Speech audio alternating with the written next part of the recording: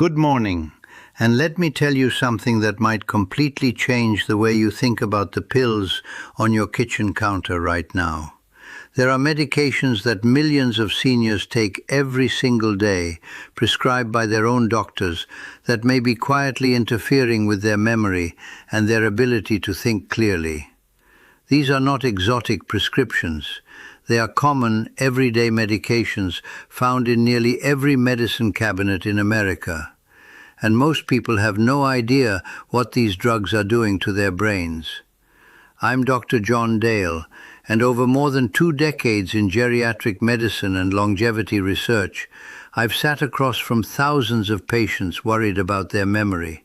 And in case after case, when I looked at their medication list, the answer was staring right back at me. A landmark study from Indiana University School of Medicine followed over 450 older adults for 6 years using brain imaging and cognitive testing, and found that participants taking medications with anticholinergic properties showed significantly reduced brain volume and performed worse on memory tests. Structural changes visible on a brain scan. And when we get to number 1, I'm going to reveal something almost no doctor takes the time to explain. It is not a single pill. It is a hidden pattern that could be compounding the damage right now without you realizing it. Stay with me until the end. Drop your age in the comments and tell me how many medications you are currently taking. I read every single comment on this channel, every one. We are counting down from 7 to 1, from important to absolutely critical. Let's get into it. Number 7, over-the-counter sleep aids. Many people reach for these without a second thought.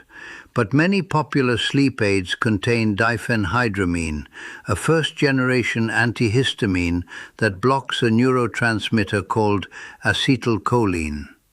Acetylcholine is one of the most important chemical messengers your brain uses for memory formation and learning. Think of it like the ink in a printer. Block the ink supply and the pages come out blank. A study in JAMA Internal Medicine followed over 3,400 adults aged 65 and older for 7 years and found that cumulative use of these medications was associated with a 54% increased risk of dementia. Talk to your doctor about alternatives. Melatonin at 0.5 to 1 milligram before bed and cognitive behavioral therapy for insomnia do not carry this risk. Number 6, proton pump inhibitors.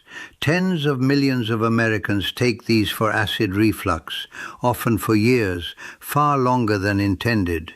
And here's what your doctor probably never told you. A study in the journal Neurology involving nearly 19,000 participants over 60 found that chronic users had a 33% higher risk of developing dementia. The mechanism involves vitamin B12. Your stomach needs acid to absorb B12, and when you suppress that acid for years, your levels drop. B12 maintains the myelin sheath, the protective coating around your nerve fibers. Think of it like insulation around electrical wiring. When it degrades, the signals slow down and fail. I had a patient, let's call her Margaret, 71 years old, from Tampa. 9 years on a proton pump inhibitor. Her B12 was critically low. We tapered the medication, started B12 at 1,000 micrograms daily, and within 4 months, her cognitive scores improved by 22%. Margaret told me, "I thought I was losing my mind, and it turned out I was just losing a vitamin." If you have been on one of these for more than 8 weeks, ask your doctor whether you still need it and request a B12 test. Number 5, opioid pain medications. I understand chronic pain is real, but opioids do not just dull pain, they dull cognition. A study from the University of Michigan analyzed over 10,000 adults aged 50 and older and found that regular opioid users showed memory scores dropping 40% faster than non-users over 6 years.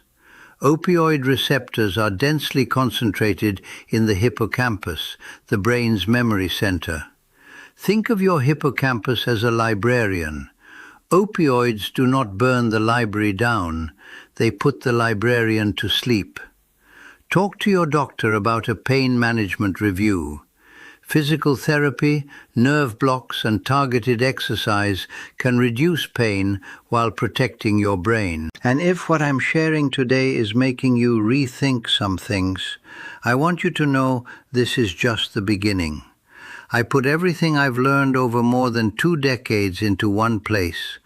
My book covers all of this in much greater depth, with specific protocols, medication review checklists, and guidance you can use immediately. And if you prefer to listen, there's an audiobook version as well. You can find both at drjohndale.com. I wrote it because I can't sit across the table from every single one of you, but I can make sure the information gets to you. The link is in the description below. Number 4. Certain older antidepressants.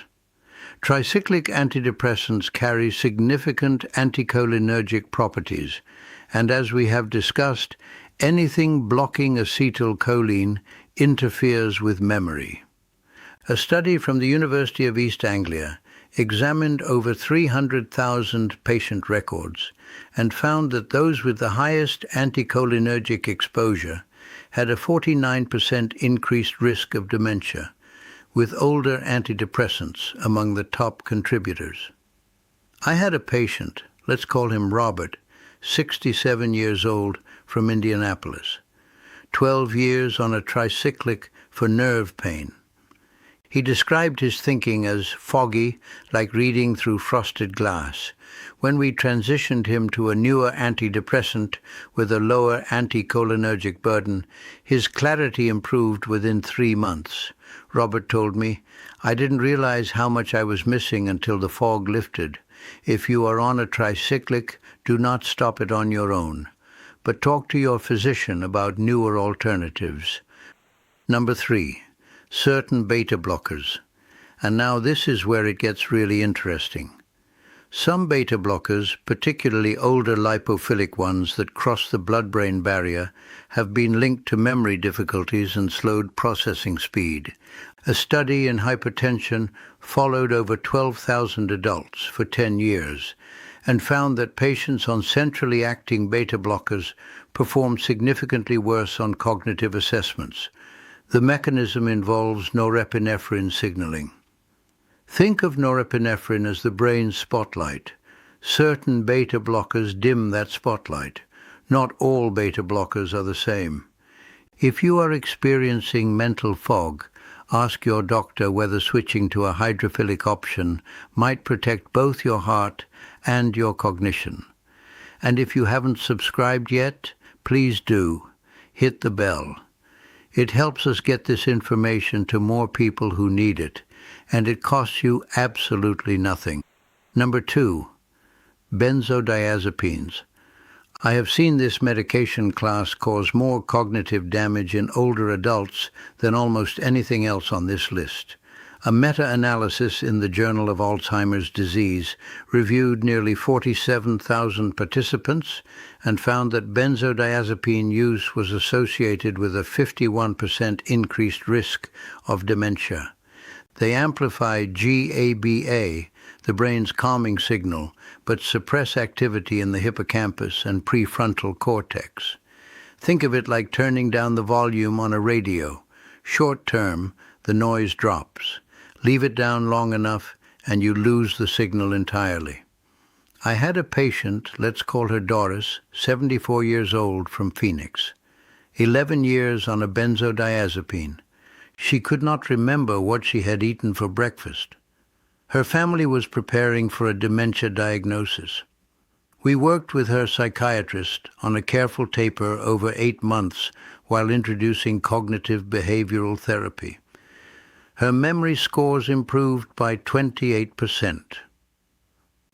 Doris told me, "I was so afraid of the anxiety coming back that I never questioned the pill, but the pill was taking more from me than the anxiety ever did.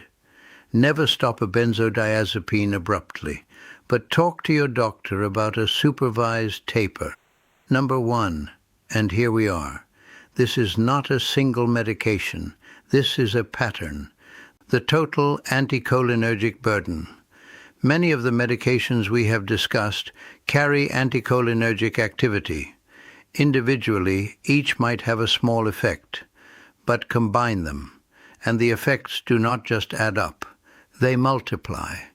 A landmark study from the University of Nottingham analyzed over 284,000 adults aged 55 and older and found that those with the highest cumulative anticholinergic exposure had a 50% increased risk of dementia. Think of it like this. Your brain is a bucket of clean water. Every anticholinergic medication is a handful of sand.